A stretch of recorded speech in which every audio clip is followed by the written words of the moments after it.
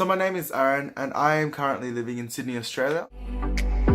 Under this pressure, under this weight, we are diamonds. I'm going to talk a bit about my migration and how my parents took me from Singapore to Australia and how that affected me in my life, my education, and in how it affected them, my parents, how they lived, their living standards, and of course their jobs. I was born in Singapore on the 28th of November 1994. I was a really healthy baby at 4.2 kilograms.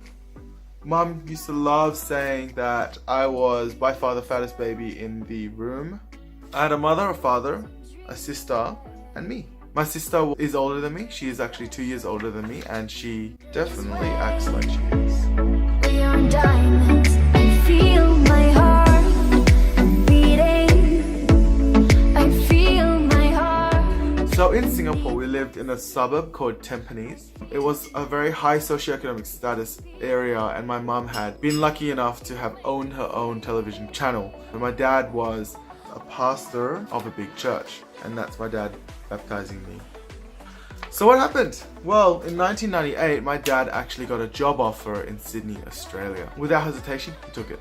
Actually, he decided to move here himself first, before we actually moved over with him in early 1999. That's me on the plane, my sister, my mum, and we're heading to Australia.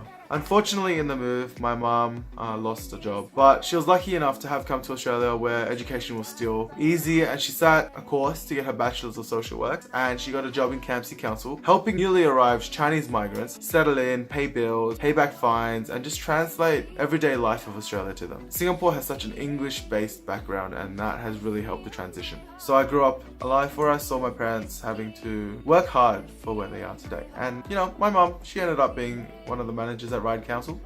It's not too bad. They used to tell us that we were lucky. We were so lucky that we were in Sydney, Australia because of the education system. It's amazing, it's amazing, it's amazing, and so much better than Singapore, because if we stayed in Singapore, we would have not survived, especially since we were not bright. But now that I step back and have a look at it, I kind of agree with her, because the education system in Singapore is actually quite crazy. Having never been to Australia before, it was quite overwhelming, because the first place we ever visited was Snowy Mountains, and from the snows, which we've never seen before because Singapore sits on the equator, we moved and went to Katoomba to have a look around. It was actually quite cold.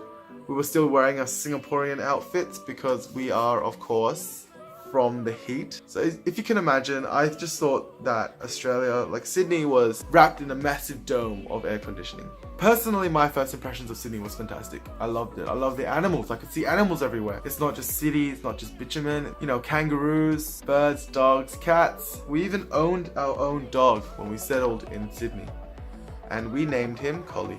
Being in Sydney, we've moved around quite a bit. However, we eventually settled down in Marrickville because of the nature of my father's work. My sister and I both went to school in Strathfield, so it actually made it more convenient that we stayed closer to the inner west. My sister, having attended Danbang first, actually moved to Merredin a year after. On the other hand, I went to Trinity Grammar School from a very young age. So here is some proof of my many years at Trinity. Was it different from Singapore? Hell yeah. I remember school being quite easy, actually. I remember in Singapore we would spend every day doing spelling tests, this test, that test, this test. Every day was a test. And every day I'd be standing in the corner crying my eyes out because they would send me to the corner for just not being the smartest kid. Physical punishment is still a thing in Singapore, and I think it is still today. School here in Sydney, however, is quite different. We found it really nurturing. Our teachers were extremely caring, but I vaguely remember I kept getting in trouble for dobbing on people because that's just what you do in Singapore. Some challenges that we experienced in Sydney included the way we said certain English words, because what we came here speaking was not English, but Singlish, Singaporean English. My teachers didn't understand me as much as I would like, and I didn't understand my teachers as well. So yeah, I'd get picked on for some words. For example, I struck you with my sword. Calendar. 3 was not a 3, but a tree. So 1, 2, tree. And the sentence structure is completely wrong. If I was to ask you, what did you eat today? I would say, what you eat? My parents are now in Adelaide and they are doing well for themselves. My dad has found a new job there. My mum is now retired, spending the rest of her days relaxing at home, being miserable at how little there is to do in Adelaide. In summarizing the move, my parents were born and raised in Singapore and they've moved to Australia, which is completely different.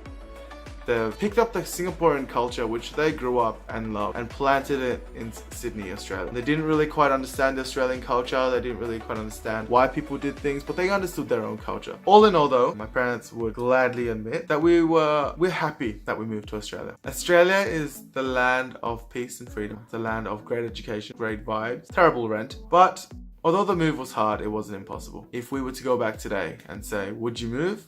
I think definitely yes. So we are glad to call Australia home.